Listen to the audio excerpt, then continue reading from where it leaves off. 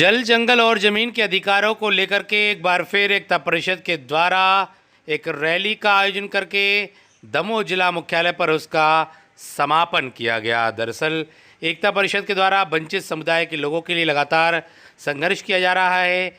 अनेक वर्षों से इनका संघर्ष जारी है, लेकिन सत्ता किसी की भी हो, इनकी समस्याओं का समाधान अभी तक नहीं निकल पाया है। यही कारण है कि आदिवासी और वंचित समुदाय के लोगों के द्वारा एकता परिषद के बैनर तले इस तरह के रैली का आयोजन किया जा रहा है।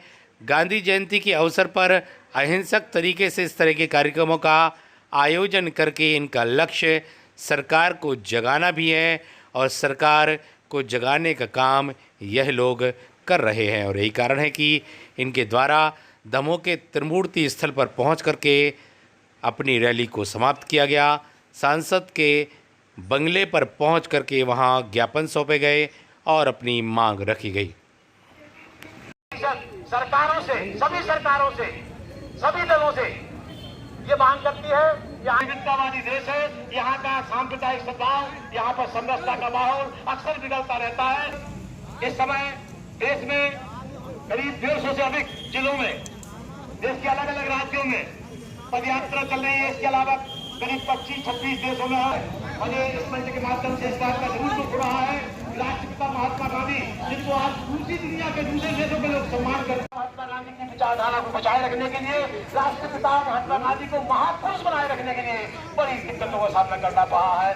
मैं चाहूंगा इस तरीके की विचारधाराओं से देश मुक्त हो, हमारा देश विभिन्न कार्यक्रम की समाप्ति के बाद हम लोग पहले से सूचित कर देते हैं कि हम लोग 2 अक्टूबर को वनाधिकार कानून और भूमि के अलावा अन्य आजीविका को लेकर आपके लिए ज्ञापन देंगे। आप ज्ञापन लेकर काम करेंगे। आज उपस्थित नहीं ज्ञापन दिया जाएगा। एक बार मैं चाहूंगा कि अच्छी बुलंद आवाज में नारा लगा, उसके बाद हम सबके लिए संबोधित करने के लिए आए।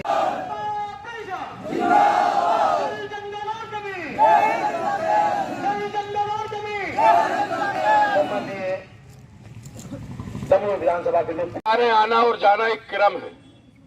राजनीति में हम लोग इसको कहने लगे हैं पार्ट ऑफ द लाइफ। उसका हिंदी में है कि ये जीवन की एक वो है, चलना है और राजनीति आती है चली जाती है। 2005 का वर्ष हमें याद है। उस समय हम लोग राजनीति समझने लगे थे, पेपर पढ़ने लगे थे। उस समय मीडिया का इतना बड़ा प्रसारण नहीं था।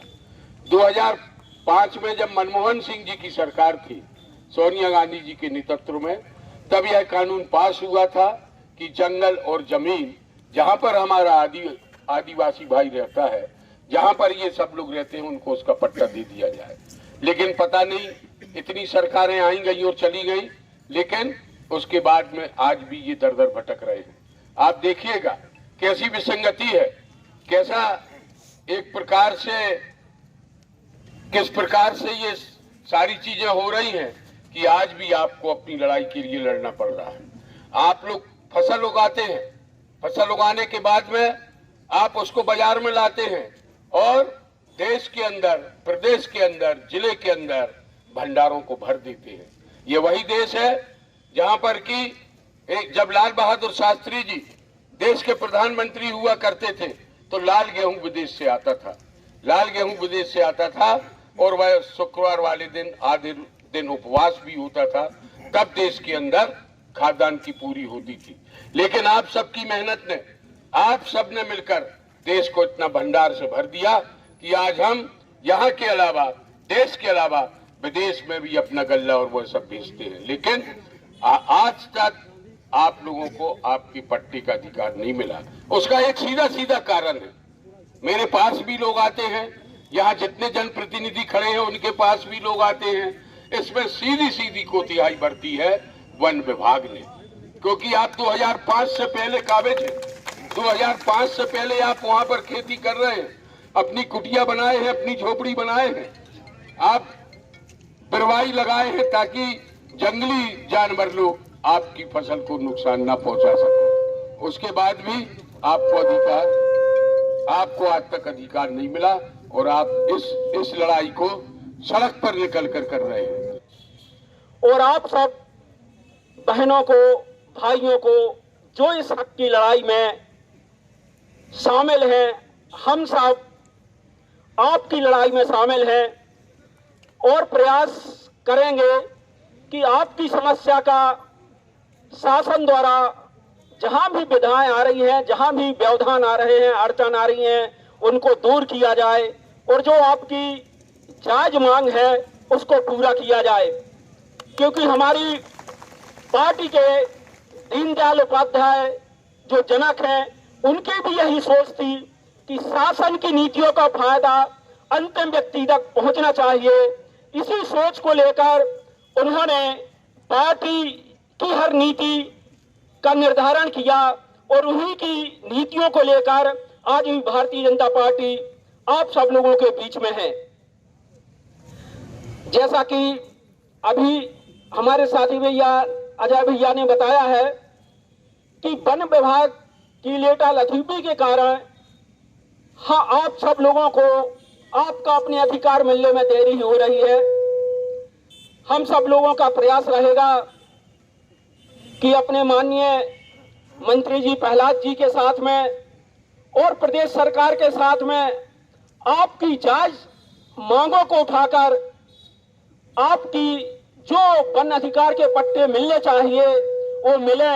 हम सब यही प्रयास करेंगे और आप लोग इस दोपहर में अहिंसात्मक तरीके से जिस प्रकार से आपने अपनी बात शासन के समक्ष, हम सब के समक्ष रखी है, उसके लिए आपको बहुत बहुत धन्यवाद। जय।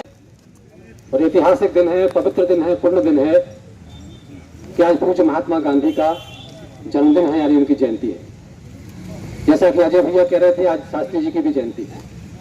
दो महापुरुषों की जयंती के अवसर पर आज पूरी दुनिया विश्व अहिंसा दिवस मना रही है। आपकी जो यात्रा 21 तारीख से प्रारंभ हुई थी, विश्व शांति दिवस से यात्रा का प्रारंभ हुआ और विश्व अहिंसा पर आपकी जो यात्रा है, पद यात्रा है, इसे मैं समाप्त नहीं कहूंगा, पूर्ण कहूंगा। आपकी पद यात्रा यहाँ पूर्ण हो रही है, संपन्न हो रही है। एक कई उद्देश्यों को लेकर ये यात्रा थी। आपके अपने हक और शांति के लिए तो यात्रा थी, पर हर यात्रा के हर दिन में एक नई नई चीजें जोड़ी थी जो समाज सुधार के लिए और व्यक्ति सुधार के लिए थी। आप जो इतनी बड़ी तादाद में लोग यहाँ हैं, जैसा गांधी जी के विचार, गांधी जी की शिक्षा और दर्शन को लेकर के चले हैं।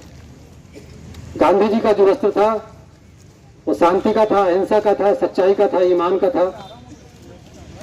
और गांधी जी का रास्ता जो है वही दुनिया को, समाज को बनाने वाला रास्ता है।